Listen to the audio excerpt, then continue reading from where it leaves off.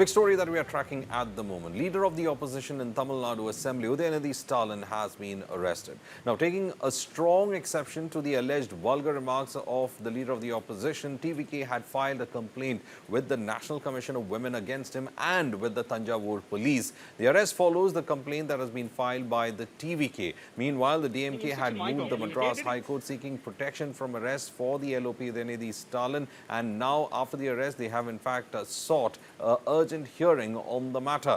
Meanwhile, the case has been registered with the Thanjavur Police. Now it is being said that this is with regards to the alleged derogatory remarks about women that was in fact made at the Thanjavur rally, which was held on the Cauvery issue. Meanwhile, DMK lawyers mentioned the matter before the court as police personnel, including Thanjavur police team, arrived at Uday's Neelankarai residence to arrest him. TVK national spokesperson Pazha Selvakumar in a complaint sought action over what he has termed as objectifying and sexually suggestive remark. Now, the complaint follows Udhayanidhi's remarks at the Thanjavur rally, where he was responding to slogans raised by the crowd during the speech on the Cauvery issue. Now, he allegedly made a comment that had double meaning that drew criticism from the TVK, which described the remarks as vulgar and derogatory towards women public figure. Selvakumar alleged that Udhayanidhi, while speaking on the Cauvery water sharing issue, made offensive double-meaning remarks and vulgar innuendos, targeting a prominent woman public figure after his party cadres raised the slogans. Now, the party said that such remarks normalized the objectification of women, undermined the dignity of women in public life, and lowered the standards of the political discourse. Now, TVK urged the NCW to take formal cognizance of the speech and video footage from the rally and take legal action for public obscenity and outraging the modesty of women. These were the visuals when it happened, where you can see in Thanjavur a rally where the DMK in fact dragged Trisha into the Vijay Cauvery protest issue. Udhayanidhi smirks at the Trisha chants, and DMK blacks out Trisha chant part from the protest feed.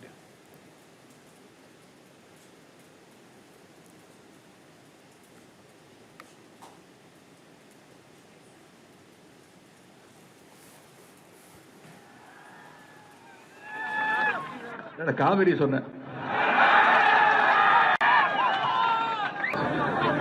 திமுக மேல என்ன பொய் வழக்கு போடலாம், என்ன பொய் case போடலாம்.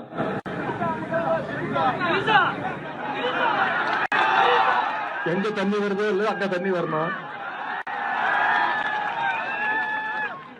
காவிரி சொன்ன திமுக மேல என்ன பொய் வழக்கு போடலாம், என்ன பொய் கேஸ் போடலாம்.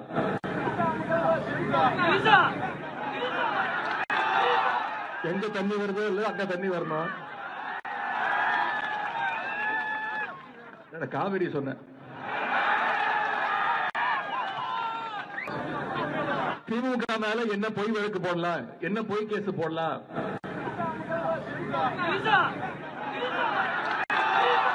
எங்க தண்ணி வருதோ இல்ல அங்க தண்ணி வரணும்.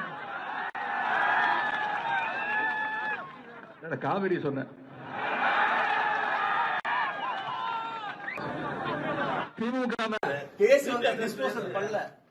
We are now joined in by R. Suresh Kumar, senior journalist, as well as Shekhar Vijayan, a political analyst as well. R. Suresh Kumar, well, you know, this was supposed to be a normal protest over Cauvery, and how the current government in Tamil Nadu is handling the issue. You have an opposition protest, normal as it's supposed to be. But what changes the entire narrative is that it's moved from Cauvery to Trisha at the moment, and the way it was in fact portrayed on the stage by the DMK.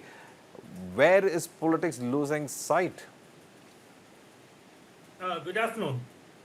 See, yesterday, leader of opposition Udhayanidhi Stalin had participated in a protest for the reason of Karnataka not releasing water to the Mettur Dam, which affected the Delta region and about 10 districts, and also the proposed construction of Megadadu Dam.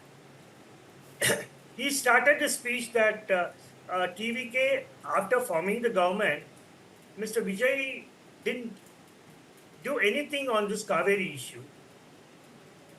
He said, at that time, the protesters chanted Trisha, Trisha, Trisha. After that, as a word was uttered, water. That became a controversial subject. I think Mr. Udhayanidhi Stalin, when the protesters chanted Trisha, Trisha, Trisha, if he had asked the supporters not to mention the name, everything would have gone right. Tamil Nadu, these defamation cases are not new. I don't know how many people know. During Jayalalitha government, there were 200 defamation cases, including big media houses like the Hindu and electronic media and magazines. And Jayalalitha didn't arrest, she arrested only a few. There were cases against MK Stalin, opposition leaders, and also Vijaykanth, late Vijaykanth. But she didn't arrest anybody. What she did, she filed FIR, summoned them, got their clarification, she charge sheeted, and it was sent to the court and was asked to face the law. And in 2021, when DMK government came to power, all the cases, defamation cases were dropped. So Tamil Nadu is not new, these defamation cases. But Mr. Udhayanidhi Stalin should have could have stopped that protesters chanting Trisha, Trisha, Trisha. This is not new. In February, That is where, Suresh Kumar, that's where I want to ask. What did he One minute. say? What did he say that much? That in February, Tamil Nadu BJP President Naina Nagendran had said no, Vijay is inexperienced. see, Ask him first to come out of there are, Trisha's house. see, this is not the first time that is happening. We have several other MLAs and leaders within the DMK who have raised this issue, and some of them have also been. Yesterday itself, one of the DMK leaders has in fact been in court, and the proceedings was in fact going over the defamation aspect of it as well. So it's not for the first time that DMK has been making statements like this, but on a stage like that. When that statement was made, TVK has said that it is objectification of women. Yeah, DMK leaders like Mr. Ponmudi got into controversy, speaking like this against women. This senior DMK leaders should curtail their words, mostly against the women. This is unwarranted. Anyway, let's in fact, we also have with us, one second, I'll come to you. I have with us Shekhar Vijayan as well, who's joining us. Shekhar Vijayan, how do you in fact read the current dynamics of the political discourse that's taking place in Tamil Nadu? Of course, as I was saying, it all started over the issue of how to address the Cauvery water sharing issue, but it has turned out to be completely different from all that. Absolutely. Good afternoon to you, and good afternoon to all the viewers of News9 and to my fellow panelists. See, the reported remark is accurate. It's unacceptable. Public representatives have a responsibility to maintain dignity in public discourse. The second thing is, there should be a zero tolerance for misogyny in politics. This isn't just about political rivalry. This is not about DMK, AIDMK or TVK. This is about respect for women. Regardless of party, any leader who uses vulgar or demeaning words or language against a woman deserves criticism. I think that should be written in crisp words. I think women's dignity cannot become collateral damage in political battles. Second thing is, I think reflection is reflected in language. Ministers and senior leaders don't just represent a party; they also represent the government. They also represent the culture of the government and of their party. So these words actually shape public culture. And this one standard should apply to everyone. It's not just about, it's not just about DMK, IDMK, it's about Congress, BJP. This is how it should be. I really believe we need to have a code of conduct here in terms of ethics, in terms of how you can use such language against women and just get away. The point of the matter is, what is the word used? Was it derogatory? If it was derogatory, why was it even, if the supporters had used it, why was this leader even, farming it and making sure that they could speak about it more and more? I think that's the whole idea. The leadership is about using the right words, right vocabulary, and trying to, get your point across rather than, focusing on things. But here, very interestingly enough, if you go through that entire thing, it's interestingly enough, it is very subtle, and it is very in a way Yes. that I think Mr.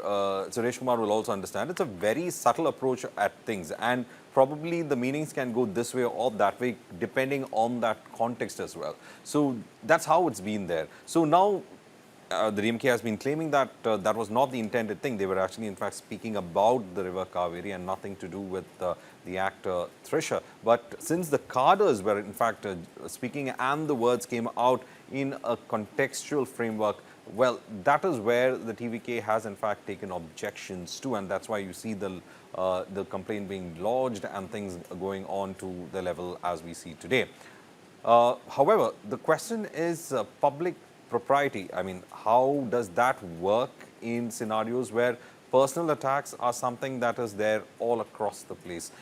We do see personal attacks, happening from politicians, especially in Tamil Nadu, as Mr. Suresh Kumar was saying. There's been a lot of personal attacks when it comes to it. But that distinction of the public life and personal life being out there is not ever made, isn't it, Suresh Kumar? Yeah, that's right. Any leader, let it be a regional party leader or a national party leader, they should avoid personal character assassination, especially on a women. And also, they attack family members too in social media. This is all unwarranted. Now, social media has regained a higher stake in the society. So, everybody is watching everything and it comes live. So, the political leaders should take into consideration before they speak. They think twice what to speak in the public forum or meetings. Otherwise, they'll land into trouble like this. But why is it in Tamil Nadu you have this kind of overt objectification, overt kind of personalization, no distinction at all when it comes to certain aspects of a person's public life or his personal life?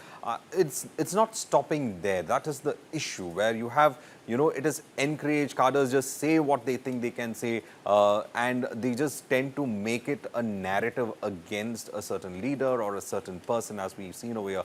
But why is it so?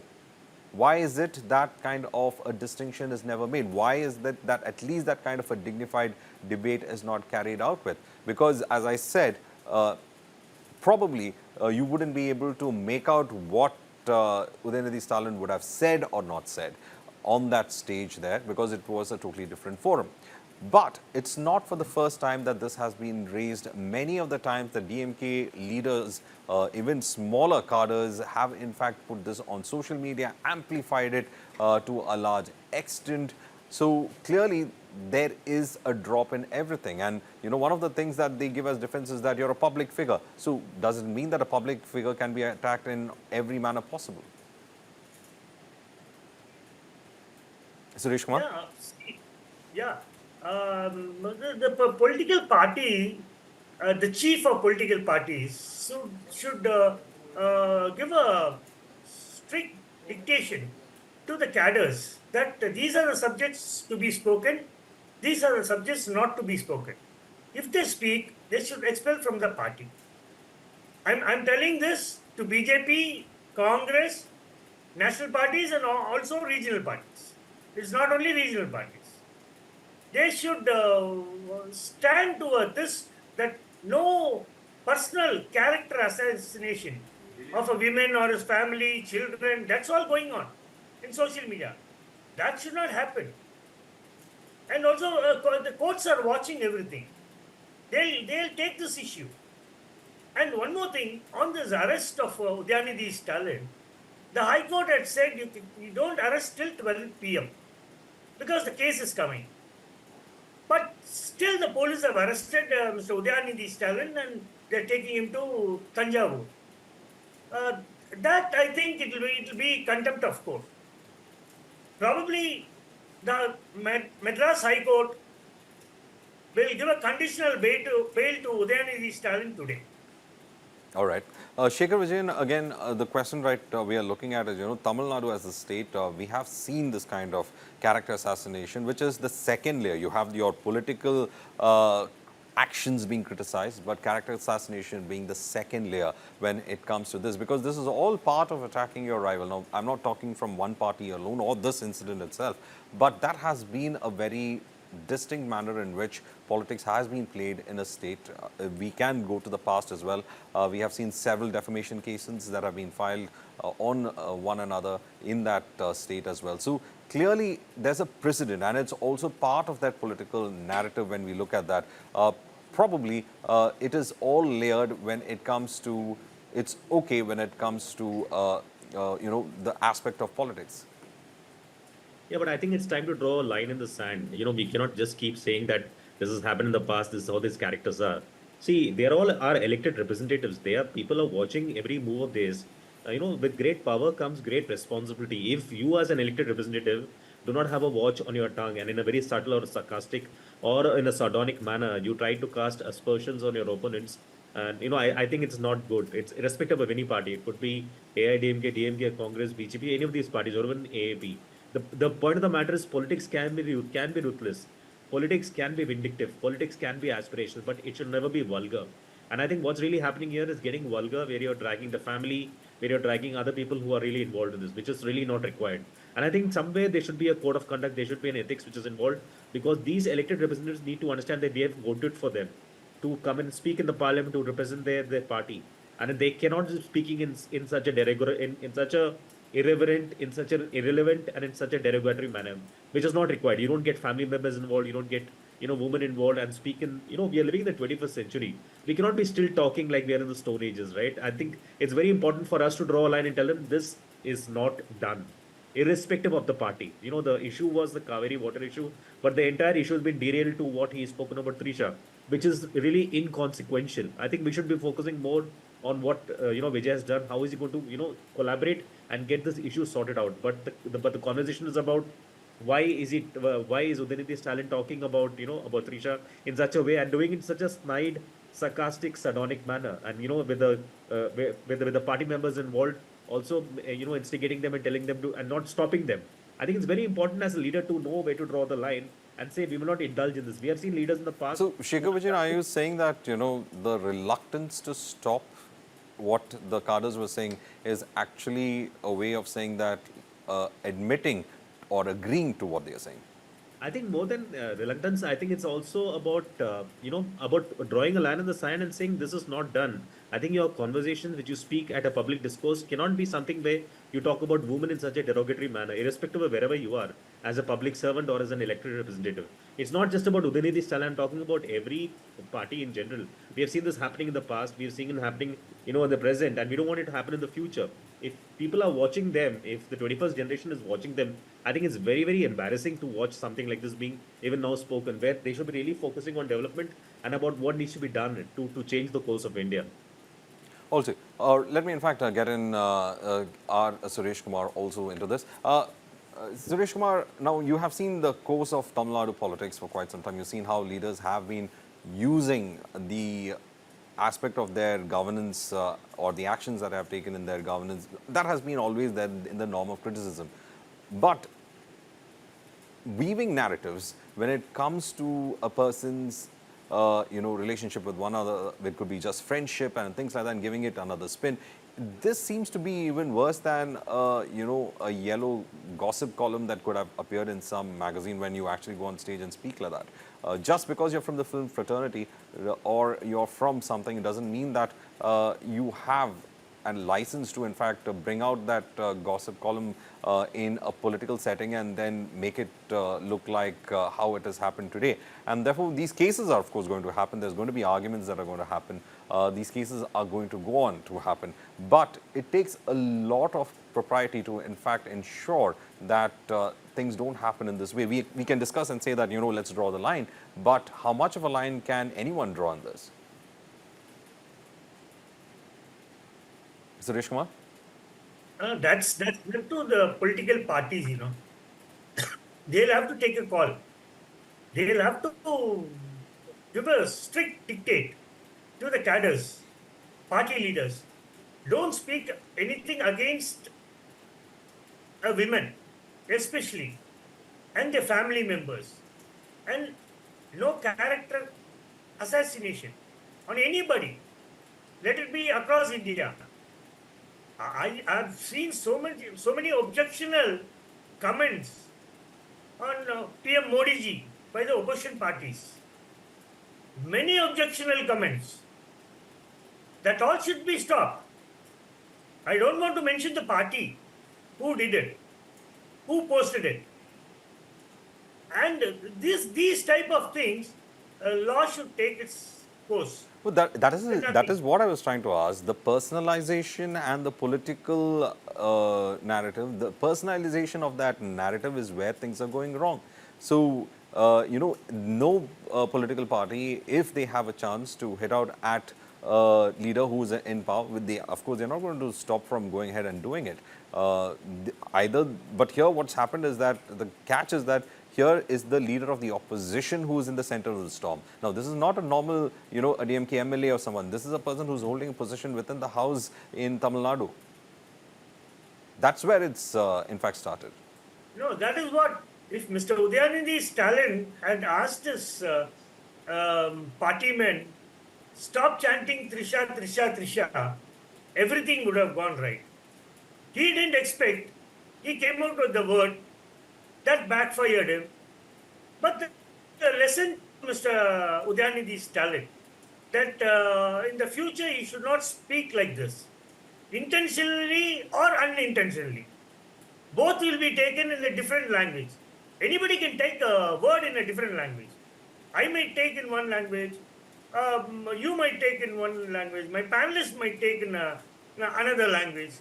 It depends on how they take it. No, I understand the context you're saying, because yes, I said this particular entire controversy has happened from a particular kind of a context when the cadres were shouting out the name, and then the comments that you made after that being linked with the name that has been in fact shouted out by the cadres. It creates that contextual kind of a situation, and you can actually say that I didn't mean that and give a clarification later, but the fact remains is that contextually it is making a certain meaning. So how do those kind of situations be avoided? Shekhar Vijayan, how do you think such a situation, unintended maybe or not, even in fact with implicit understanding as well, but still, how can such situations be avoided? Because it's a large crowd. You can't control, you can't do things, you can give a whip, and still there are people who are going to in fact raise such things. Yeah, but disciplinary action has to be taken, right? See, I also believe that the way the government has been performing, TVK government has been doing off late, the kind of achievements they've had. They've done a lot of things in the last one to 2 months, and we've been spoken so much about it on your channel. I also believe the opposition needed something to instigate the chief minister, and they thought, why not use this as a forum? I also believe it's also about having the discipline enforced. They have to understand that there are millions of people watching them. Tomorrow, somebody wants to become a politician or an elected representative, they cannot get away by just talking in this manner. You're not living in the Stone Ages. You cannot talk about people in such a manner. You can talk about family in such a manner. It's about politics. You talk about achievements. You talk about what the party should do, what the government should do, and have a constructive dialogue. It has to be more collaborative. You cannot have a situation like this where you start abusing or you snide, sarcastic or sardonic remarks. That's certainly not done. And that's my perspective. But we have always thought that politics has to be done, has to be spoken about in such a manner. I think it's time for a change also. I think it's time to understand that you cannot just get away with it all the time. I'm sure his statement would have been misinterpreted also, because I've not seen the video. But from what I've seen so far, I think it's been sarcastic, it's been sardonic, and it's been very snide. Exactly. That's the point of it. How much of sarcasm and how much of contextually this creates a different kind of a meaning that would in fact, for some it might be dismissive, but for some it would in fact raise questions about why it was even in the first place asked. Thank you, gentlemen, for in fact joining News9 and giving us a perspective of what is happening. The most interesting part we're waiting for is how the court in fact will see this entire controversy that is happening in Tamil Nadu.